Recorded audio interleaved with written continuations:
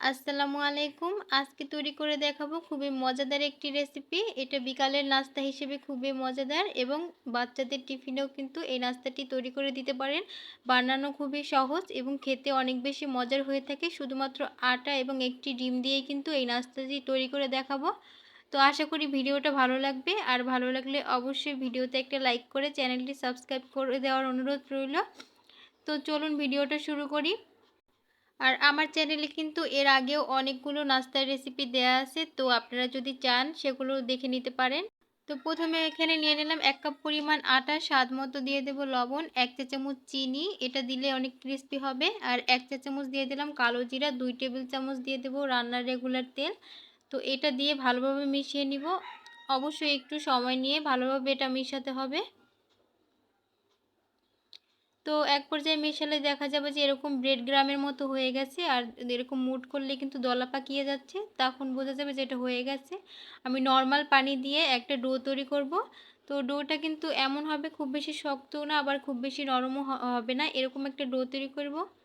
তো ডোটা তৈরি করা হয়ে গেছে, এটা আমি 20 মিনিটের মতো রেস্টে রেখে দিচ্ছি। আর এদিকে দুইটা আলু আমি সিদ্ধ আলু ম্যাশ করে নিয়েছি। তো এই আলু দুইটাকে আমি ছোটো সাইজের 2টা আলু নিয়েছি।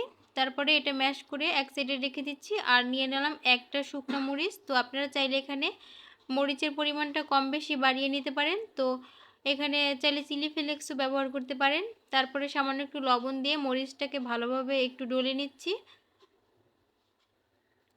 তারপরে এখানে দিয়ে দেব আমি কিছুটা একটা পেঁয়াজ, বড় সাইজের একটা পেঁয়াজ আমি একটু হালকা তেলে ভেজে নিয়েছি। তো আপনারা পেঁয়াজ বেরেস্তাও ব্যবহার করতে পারেন, এটা আর কি পেঁয়াজ বেরেস্তার মতোই। তো এটাও ভালোভাবে একটু মিশিয়ে নিচ্ছি। তারপরে এখানে কাঁচামরিচ এবং ধনিয়া পাতা কুচি দিয়ে দিলাম, চাইলে এখানে কাঁচা পেঁয়াজটাও ব্যবহার করতে পারেন। তারপরে এটাও একটু মিশিয়ে নিচ্ছি। তো সবগুলোকে মিশিয়ে তারপরে আমি এখানে দিয়ে দেব একটা ম্যাগি মশলা। এই ম্যাগি মশলাটা কিন্তু আপনারা যে কোনো মুদি দোকানেই পেয়ে যাবেন, মাত্র 5 টাকা দাম। এই মশলাটা দিলে আর অন্য কোনো মশলা দেওয়ার প্রয়োজন নেই। তো এটা দিয়ে আমি ভালোভাবে মিশিয়ে দিব। আর এই মশলাটা দিলে কিন্তু খেতে অনেক বেশি মজার হয়ে থাকে। তো আপনারা অবশ্যই মশলাটাই দেওয়ার চেষ্টা করবেন। তারপর এটা দিয়ে ভালোভাবে মিশিয়ে নিচ্ছি।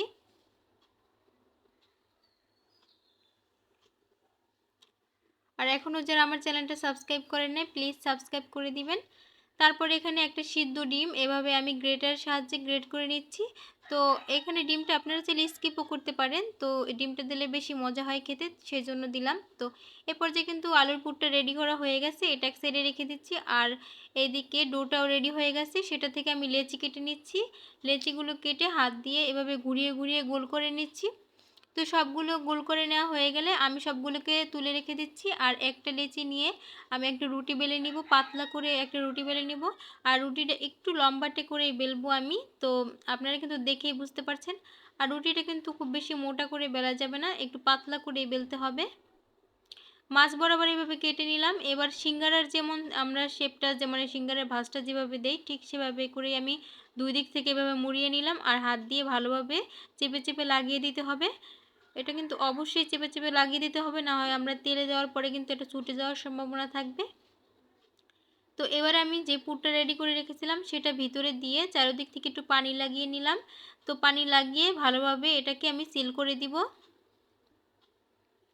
আপনারা কিন্তু দেখেই বুঝতে পারছেন। আর অবশ্যই কিন্তু ভিতরে কোনো প্রকারের যাতে বাতাস না থাকে সেদিকে খেয়াল রাখতে হবে। এবার হাত দিয়ে একটু চেপে চেপে ভালোভাবে লাগিয়ে দিতে হবে। আর একটা কাঁটা চামচ নিয়েছি এখানে, আমি কাঁটা চামচের সাহায্যে এভাবে একটু ডিজাইন করে নিচ্ছি। তো এটা অপশনাল, কেউ না চাইলে নাও করতে পারেন। আর এটা করলে ভালো, মানে দেখতেও সুন্দর লাগে এবং এটা কিন্তু ছুটে যাওয়ার সম্ভাবনাও আর থাকবে না। তো এইভাবে করেই কিন্তু আমি বাকি সবগুলো নাস্তায় বানিয়ে নিব। আরও একটা আমি আপনাদের বোঝার সুবিধার্থে দেখিয়ে দিচ্ছি। আপনারা কিন্তু চাইলে এইভাবে ভাঁজ দিয়েও এইভাবে করতে পারেন, যার যেভাবে সুবিধা হয় সেভাবেই করতে পারেন।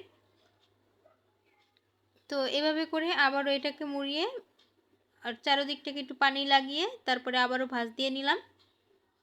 তো এই তো আরও একটি নাস্তা কিন্তু তৈরি হয়ে গেল, বানানো অনেক সহজ।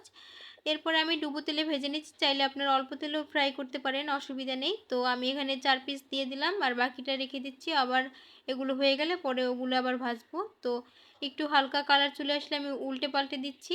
আর কিছুক্ষণ পর পরই এভাবে উল্টে পাল্টে চুলার আঁচ মিডিয়ামে রেখে আমি একটু ব্রাউন কালার করে ভেজে নিব।